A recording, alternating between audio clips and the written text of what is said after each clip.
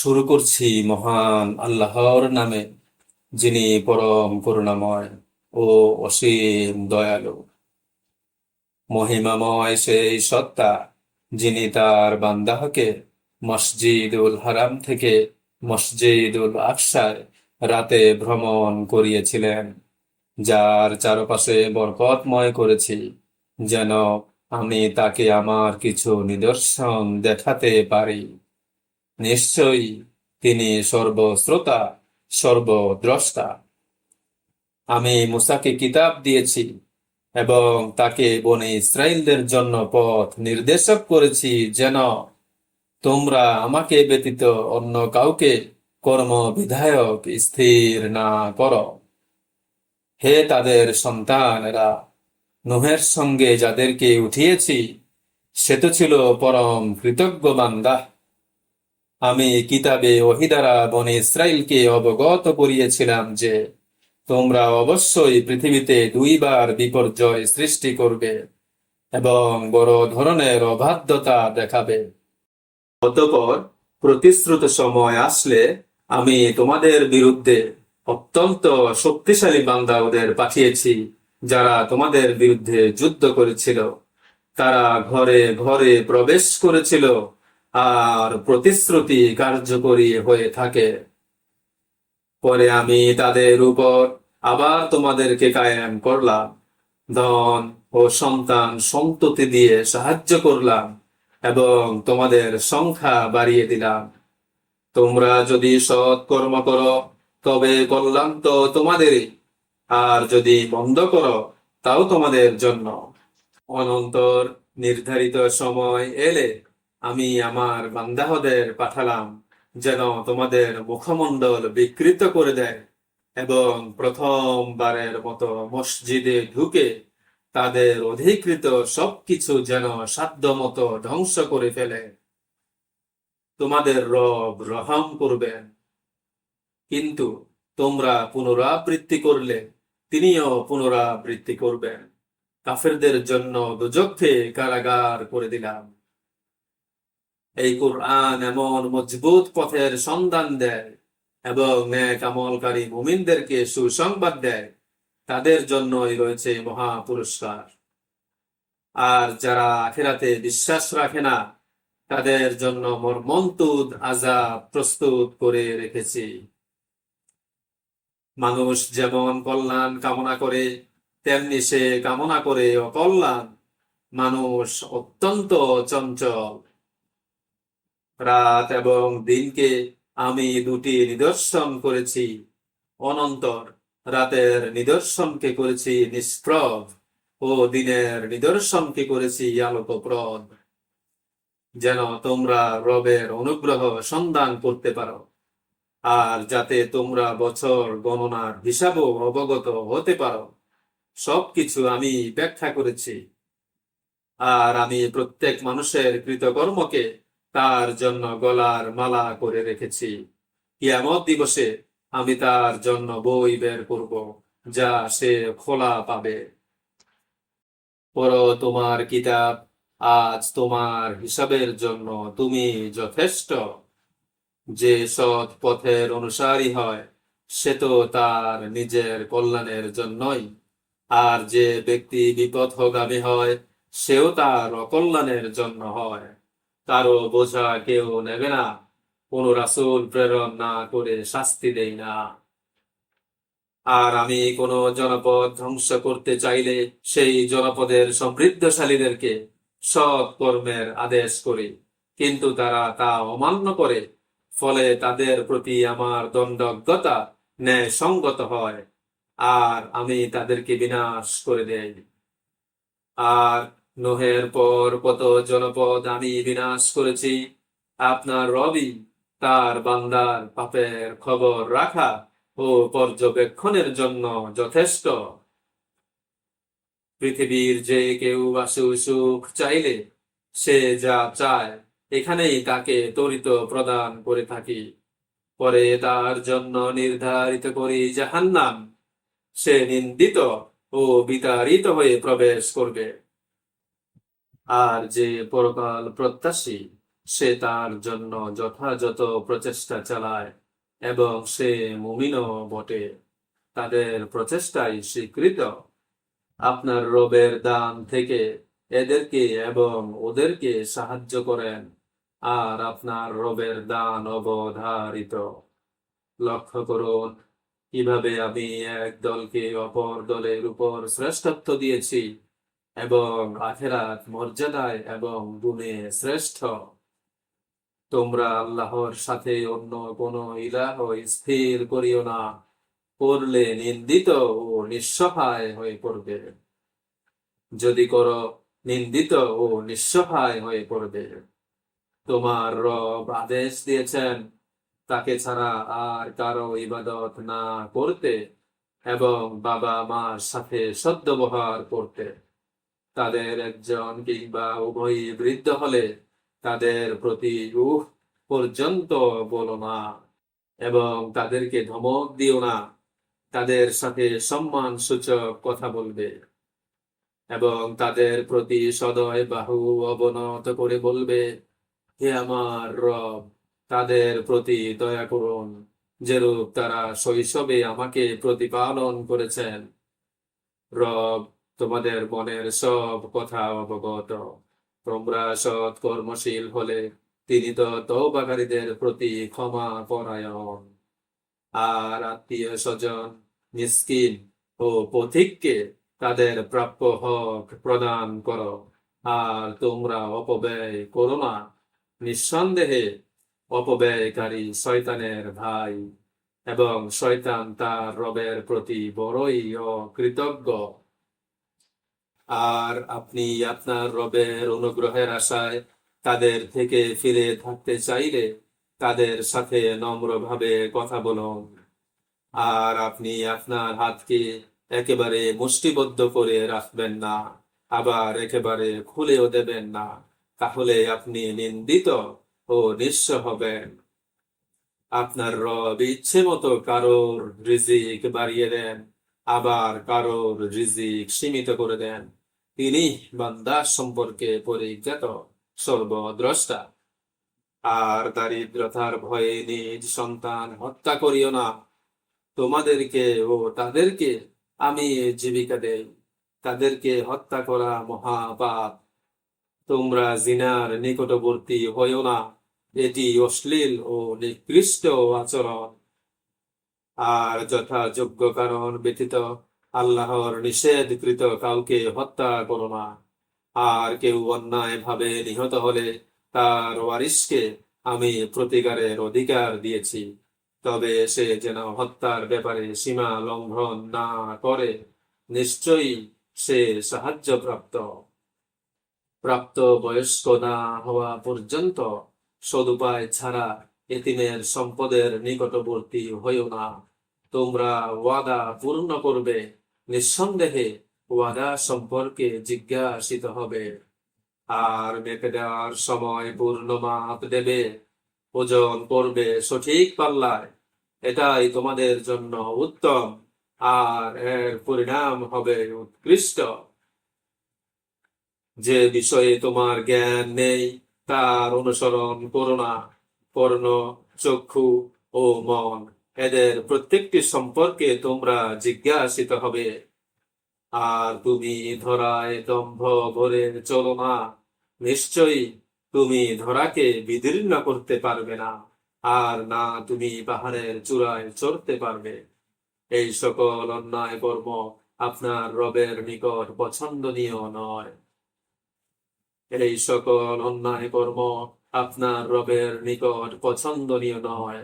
আপনার রব ওহীর দ্বারা আপনাকে যে হিকমত দান করেছেন, এটা তার অন্তর্ভুক্ত। আপনি আল্লাহর সাথে অন্য কাউকে ইলাহ স্থির করবেন না, করলে নিন্দিত এবং বিতাড়িত হয়ে দুজকে নিক্ষিপ্ত হবেন। আল্লাহ কি তোমাদের জন্য পুত্র নির্ধারিত করেছেন আর নিজে ফেরেশতাদেরকে কন্যা রূপে গ্রহণ করেছেন? তোমরা অত্যন্ত গর্হিত কথা বলছ।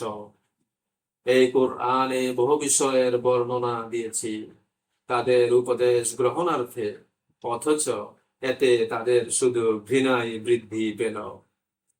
বলো, তাদের কথা মতো তার সাথে আরো ইলাহ থাকলে তারা আরশের মালিকের পথ তালাশ করে নিত। তিনি তাদের বক্তব্য হতে পবিত্র, অনেক ঊর্ধ্বে। আকাশ ও পৃথিবীর মধ্যস্থিত সব কিছু তারই পবিত্রতা ও মহিমা ঘোষণা করে, আর সব কিছু তারই প্রশংসা পবিত্রতা আর সব কিছু তারই প্রশংসা পবিত্রতা ও মহিমা বর্ণনা করে। তবে তোমরা সেই বর্ণনা বুঝো না। নিঃসন্দেহে তিনি সহনশীল, পরম ক্ষমাশীল। আপনি যখন কোরআন তেলাওয়াত করেন, তখন আমি আপনাকে ও পরকালে অবিশ্বাসীদের মাঝে অদৃশ্য পর্দা রেখে দেই। আমি তাদের অন্তরের উপর আবরণ রেখে দিয়েছি, যেন তারা তা বুঝতে না পারে, আর তাদেরকে বধির করেছি। আর আপনি কোরআনে একমাত্র রবের কথা উল্লেখ করলে তারা পৃষ্ঠ প্রদর্শন করে সরে পড়ে। যখন তারা কান পেতে আপনার কথা শোনে, তখন কেন শোনে তা আমি জানি। আর তারা পরামর্শ করে চলে গেলে জালিমরা বলে, তোমরা তো জাদুগ্রস্ত ব্যক্তিরই অনুসরণ করছ। দেখুন, তারা আপনার জন্য কি দৃষ্টান্ত সমূহ দেয়। বস্তুত তারা বিভ্রান্ত, সুতরাং তারা পথ পাবে না। আর তারা বলে, আমরা অস্থিতে পরিণত ও চূর্ণ বিচূর্ণ হয়ে গেলেও কি নতুন সৃষ্টি রূপে পুনরায় উত্থিত হব?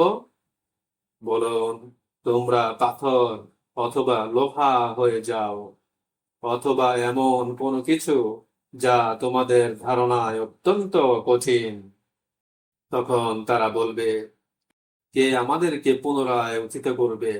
বলুন, তিনি, যিনি প্রথমবার সৃষ্টি করেছেন। অতঃপর তারা আপনার সম্মুখে মাথা নাড়িয়ে বলবে, তবে তা কবে আসবে?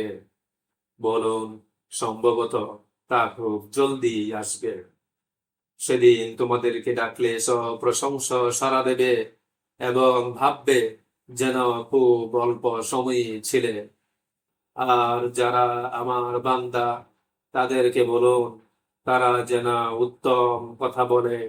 শয়তান তাদের মধ্যে বিভেদ সৃষ্টির উস্কানি দিয়ে থাকে। নিশ্চয় শয়তান মানুষের প্রকাশ্য শত্রু। তোমাদের রব তোমাদেরকে যথার্থ জানেন। তিনি চাইলে দয়া অথবা শাস্তি দিতে পারেন। আর আমি আপনাকে তাদের তত্ত্বাবধায়ক করে পাঠাইনি। আপনার রবি আকাশ এবং পৃথিবীর সব বিষয়ে ভালোভাবে অবগত। আর আমি নবীদের একজনকে মর্যাদা দিয়েছি অন্যজনের উপর। দাউদকে জাবুর প্রদান করেছি। বলুন, আল্লাহকে ছাড়া যাদেরকে ইলাহ ভাবো, তাদেরকে ডাকো। তারা না তোমাদের দুঃখ দূর করতে পারে, আর না পরিবর্তন করতে পারে। তারা যাদেরকে আহ্বান করে, তারাই রবের কাছে উপায় খোঁজে যে তাদের মধ্যে কে কত নিকটতর হতে পারে, এবং তার দয়া প্রত্যাশা করে, তার আযাবের ভয় করে।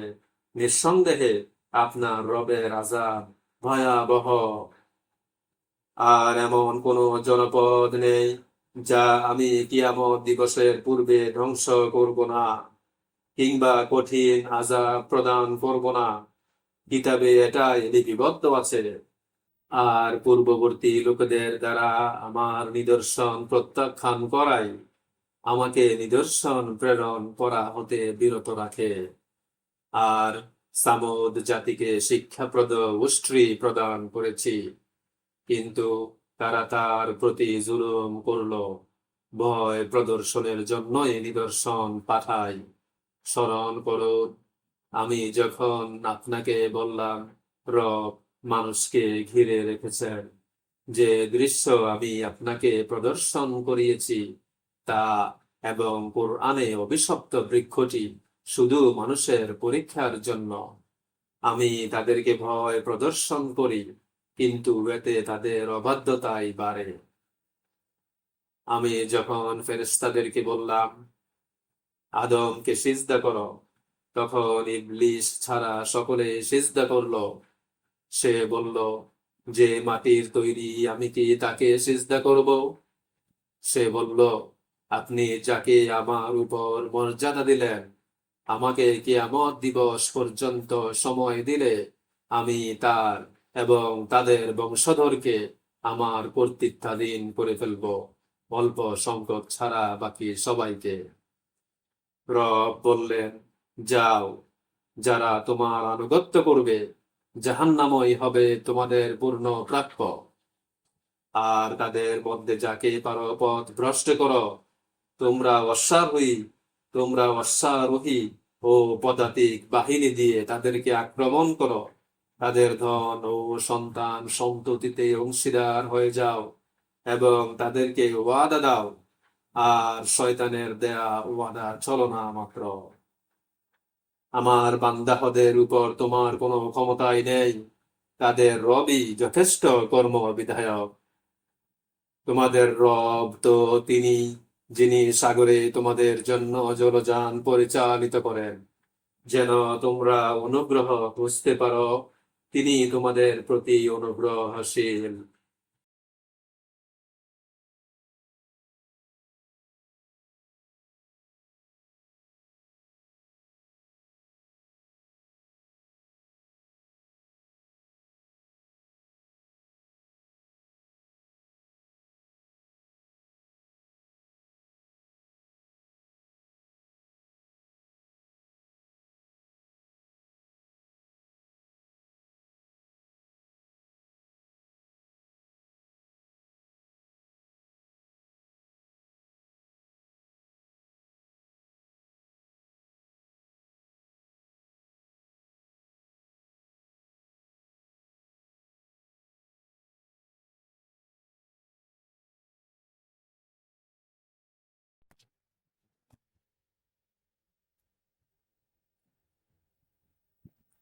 তোমরা সমুদ্রে বিপদে পড়লে তিনি ছাড়া অন্য যাদেরকে ডাকো, তারা সবই অন্তর্হিত হয়।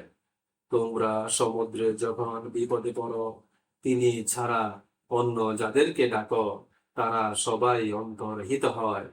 তিনি স্থলের দিকে আনলে তোমরা আবার মুখ ফিরিয়ে নাও। মানুষ খুবই অকৃতজ্ঞ।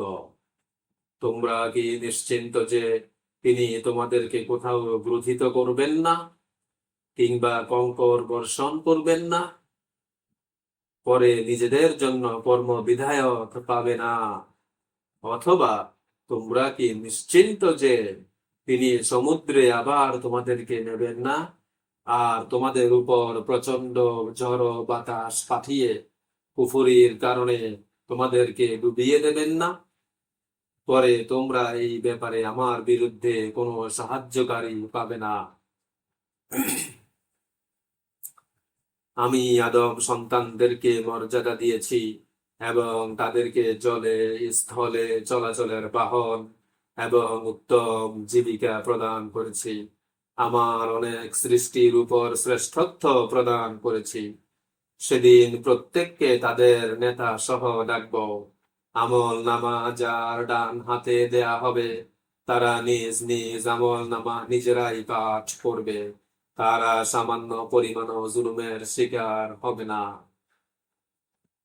তারা সামান্য পরিমাণ জুলুমের শিকার হবে না। আর যে এখানে অন্ধ হবে, সে আখেরাতেও অন্ধ হবে এবং পথভ্রষ্টদের দলভুক্ত হবে।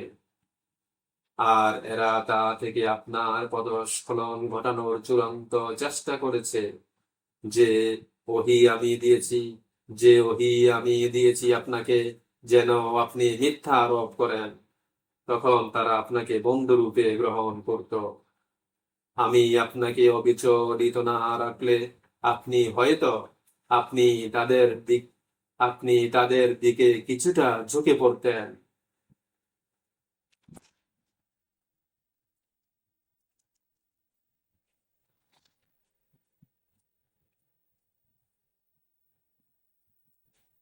আর এমন হলে আমি আপনাকে ইহকালে পরকালে দ্বিগুণ শাস্তি ভোগ করাতাম। তখন আমার বিরুদ্ধে কোনো সাহায্যকারী পেতেন না।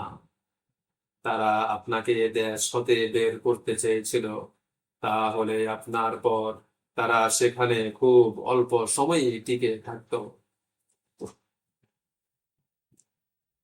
আপনার পূর্বে আপনার পূর্বে আমি যত রাসূল পাঠিয়েছি, এইরূপ নিয়মই তাদের ক্ষেত্রে ছিল, আর আমার নিয়মের কোনো ব্যতিক্রম পাবে না। সূর্য ঢলে পড়ার পর থেকে রাতের আঁধার আগমন পর্যন্ত নামাজ কায়েম করুন এবং ফজরের পরে কোরআনও পাঠ করুন। নিশ্চয়ই ফজরের কোরআন পাঠ লক্ষণীয়। আর রাতে তাহাজ্জুদ আদায় করবেন। এটা আপনার জন্য আশা যে আপনার রব প্রশংসিত স্থানে আপনাকে উন্নীত করবেন। আর বলুন, হে আমার রব, আমাকে কল্যাণের সাথে প্রবেশ এবং নিষ্ক্রান্ত করান। আর আমার জন্য আপনার নিকট থেকে সাহায্যকারী শক্তি দান করুন। আর বলুন, সত্য সমাগত, মিথ্যা বিলুপ্ত, আর মিথ্যা তো বিলুপ্ত হওয়ারই। আমি কুরআন এমন সময় নাজিল করি যা ঈমানদারদের জন্য শিফা ও রহমত, আর এটি জালিমদের জন্য ক্ষতি বাড়ায়। আর আমি মানুষের প্রতি অনুগ্রহ করলে সে মুখ ফিরিয়ে দূরে সরে যায়, আর যদি অনিষ্ট স্পর্শ করে তবে সে হতাশ হয়ে পড়ে। বলুন, প্রত্যেক ব্যক্তি স্ব স্ব প্রকৃতিতে কাজ করে, তার রব তাকে উত্তম ভাবে জানেন, কে সর্বাপেক্ষা নির্ভুল।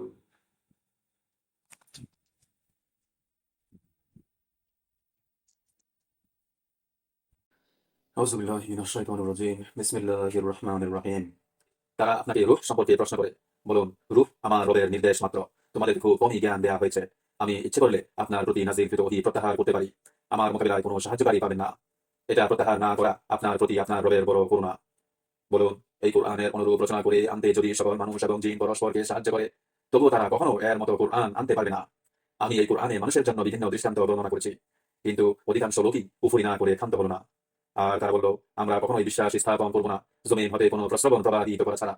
অথবা খরচুর বা আঙ্গুরের এমন এক বাগিচা থাকবে, আর তুমি সেই বাগিচায় বহু ঝর্ণা প্রবাহিত করে দেবে। অথবা তুমি যেমন বলে থাকো, আকাশকে খণ্ড বিখণ্ড করে আমাদের উপর ফেলবে, কিংবা আল্লাহ ও ফেরেশতাদেরকে সামনে হাজির করবে, বা স্বর্ণের তৈরি কোনো ঘর হবে, অথবা আকাশে তুমি আরোহণ করবে। কিন্তু তোমার আরোহণেও আমরা কখনো বিশ্বাস করবো না, যে পর্যন্ত আমাদের জন্য পঠনযোগ্য কিতাব না আনবে। বলুন, পবিত্র আমার রব, আমি একজন মানুষ, একজন রাসূল বই, আর কিছুই নয়। আর যখন হেদায়েত আসে, তখন ঈমান হতে মানুষকে শুধু এই কথাটি বিরত রাখে, আল্লাহ কি রাসূল করে মানুষকে পাঠালেন? বলুন, ফেরেশতারা নিশ্চিন্ত মনে পৃথিবীতে বিচরণ করলে আমি আসমান থেকে ফেরেশতাকেই পাঠাতাম রাসূল হিসেবে। বলুন, আমার এবং তোমাদের মাঝে আল্লাহর সাক্ষী যথেষ্ট। তিনি বান্দাদেরকে জানেন এবং দেখেন। আর আল্লাহ যাকে হেদায়েত দেন সেই হেদায়েত প্রাপ্ত হয়। আর যাকে পথ ভ্রষ্ট করেন তার জন্য আল্লাহ ছাড়া আর কাউকেও সাহায্যকারী পাবেন না।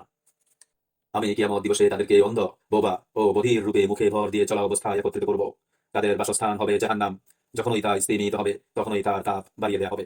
তাই হবে তাদের পাওনা। কেননা তারা আমার নির্দেশ অমান্য করে বলেছে, অস্থি চূর্ণ বিচূর্ণ হলেও কি নতুন ভাবে আমরা পুনরায় উত্থিত হব? তারা কি দেখে না যে আল্লাহ আসমান জমিনকে সৃষ্টি করেছেন? তিনি অনুরূপ সৃষ্টি করতে সক্ষম। তিনি তাদের জন্য সময় নির্দিষ্ট করে নিয়েছেন, যেখানে দূরতম সন্দেহ করার কোনো সুযোগ নেই। তারপরেও জালিমরা কুফরিতেই লিপ্ত রয়েছে। বলুন, তোমরা আমার রবের নিয়ামতের অফুরন্ত ভান্ডারের মালিক হলেও খরচ হয়ে যাওয়ার ভয়ে তোমরা তা ধরে রাখতে। আসলে মানুষ বড়ই কৃপণ। আর আমি মূসাকে ৯টি স্পষ্ট নিদর্শন দিয়েছিলাম। আপনি বনী ইসরাঈলকে জিজ্ঞেস করে দেখুন। সে তাদের নিকট আসে। ফিরআউন বলল, হে মূসা, আমি তো মনে করি নিশ্চয়ই তুমি কারো দ্বারা জাদুগ্রস্ত হয়েছ। মূসা বলল, তুমি তো নিশ্চয়ই জানো এসব নিদর্শন আসমান জমিনের রবই প্রমাণ স্বরূপ অবতীর্ণ করেছেন। ফিরআউন তাদেরকে দেশ থেকে উচ্ছেদ করতে চাইলে আমি তাকে তার দল বল সহ ডুবিয়ে দিলাম। পরে আমি বনী ইসরাঈলদের বললাম, এই জমিনে বসবাস করতে থাকো। পরে পরকালের প্রতিশ্রুতি বাস্তবায়িত হলে তোমাদেরকে একত্রিত করব। আর তা সত্য সহ অবতীর্ণ করেছি। সত্য সহই অবতীর্ণ হয়েছে। আপনাকে সুসংবাদদাতা ও সতর্ককারী রূপে প্রেরণ করেছি। কোরআনকে ভাগ ভাগ করে অবতীর্ণ করেছি, যেন মানুষকে টেনে টেনে পড়ান। আর আমি তা পর্যায়ক্রমে অবতীর্ণ করেছি। বলুন, তোমরা এই কোরআনকে বিশ্বাস করো বা না করো। ইতিপূর্বে যাদেরকে ইলম প্রদান করা হয়েছে, তাদের সামনে যখন তা পড়া হতো, তখন তারা সিজদায় লুটিয়ে পড়ত। তারা বলে, আমাদের পালনকর্তা পবিত্র, আমাদের পালনকর্তার প্রতিশ্রুতি সত্য। হে ফিরআউন, আমার মনে হয় তুমি নিশ্চিন্ত ধ্বংসমুখী। তাদের বিনয় ভাব বেড়ে যায়। বলুন, তোমরা তাকে আল্লাহ অথবা রহমান যা বলেই ডাকো, যে নামেই ডাকো, সুন্দর নাম তো তারই। আর সালাতে কিরাত না একেবারে উচ্চ আর না একেবারে ক্ষীণ স্বরে পড়বে, বরং মধ্যম পন্থা অবলম্বন করবে। বলুন, প্রশংসা শুধু আল্লাহরই, যিনি কোনো সন্তান গ্রহণ করতে চাননি। সার্বভৌমত্বে নেই তার কোনো অংশীদার, আর নেই কোনো দুর্বলতা, যেই জন্য তার অভিভাবক প্রয়োজন হতে পারে। আর তারই মহত্ব ঘোষণা করো।